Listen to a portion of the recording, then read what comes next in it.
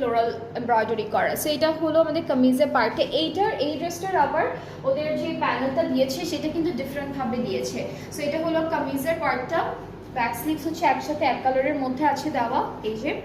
আর হচ্ছে ফ্রন্ট পার্টের দামানে, ব্যাক পার্টের দামানে এই প্যানেলটা যাবে, এতটুকু হলো ব্যাক পার্টে যাবে, বাকিটুকু সব ফ্রন্ট পার্টের দামানে যাবে।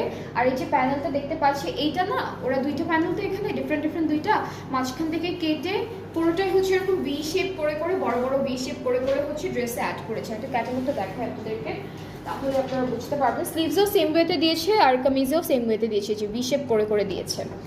আর ট্রাউজার দুপাট্টাটা হচ্ছে সিল্কের মধ্যে থাকবে, সুন্দর একটা প্রিন্টের মধ্যে থাকছে, শিমারি একটা সিল্কের উপর দুপাট্টা পাবো, ট্রাউজারটা ক্যামব্রিক কটন।